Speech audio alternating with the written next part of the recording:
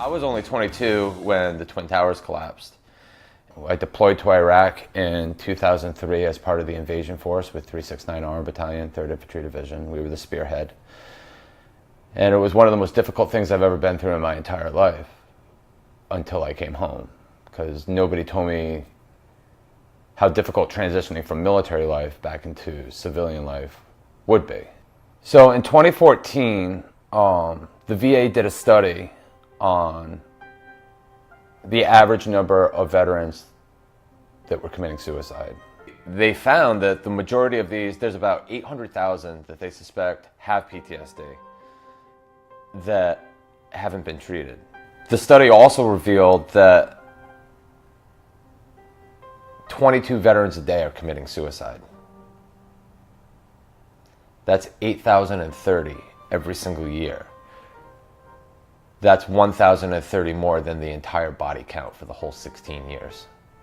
It's really this sense of disconnection and isolation and loss of purpose that ultimately leads 22 a day to make a forever decision that destroys families. And if you think about it, it actually destroys the very fabric of what we're fighting for.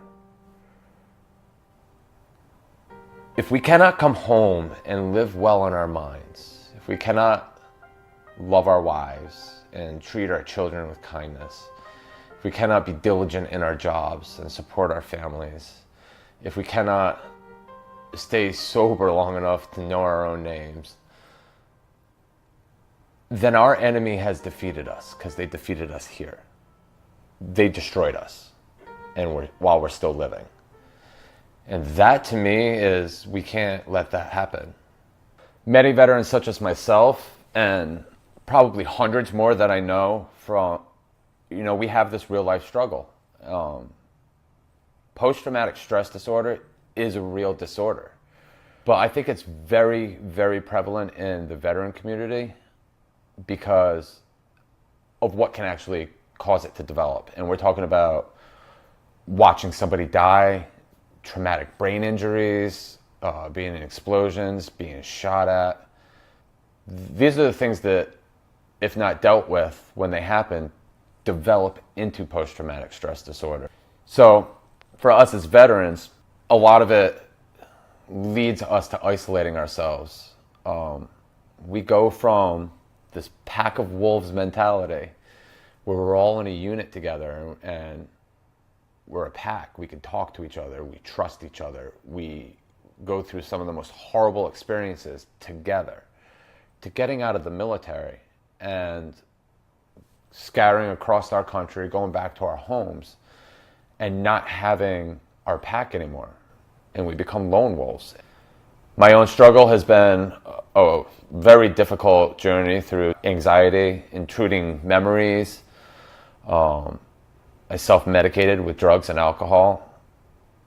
This led to trouble with the law on so many occasions. It was the 4th of July, and I had gotten into an accident being very intoxicated. For most people, this is an event that they would say ended their life. I had hit a vehicle and I had kept going. But for me, it was an event that changed my life. I was lucky.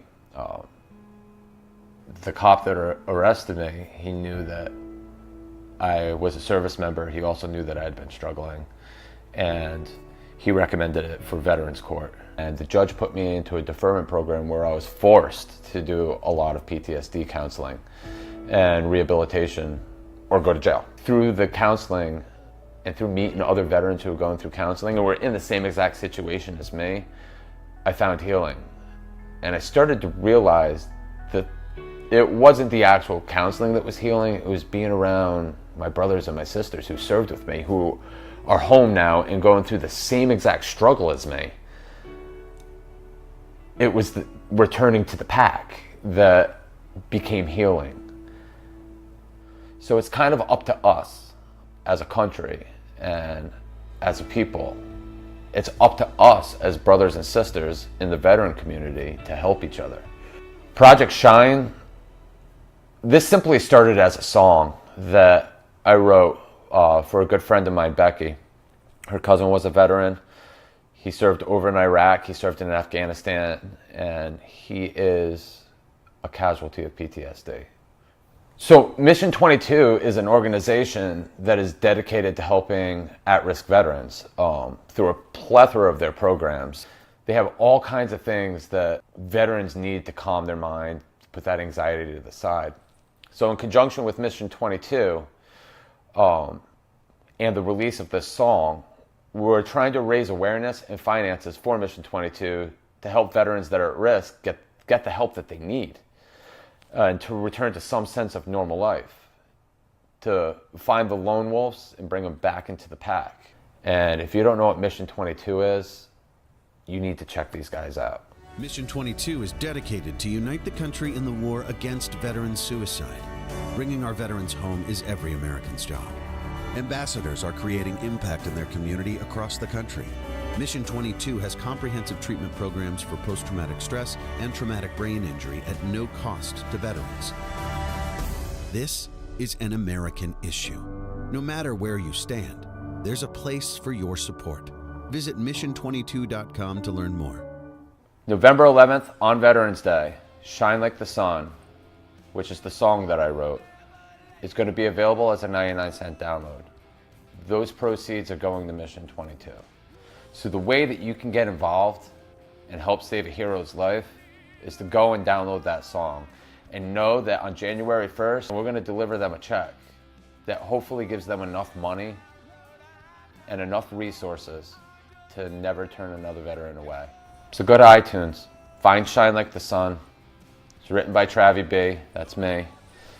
And do your part. We need to remember that it's not weakness. It's not weakness to admit it.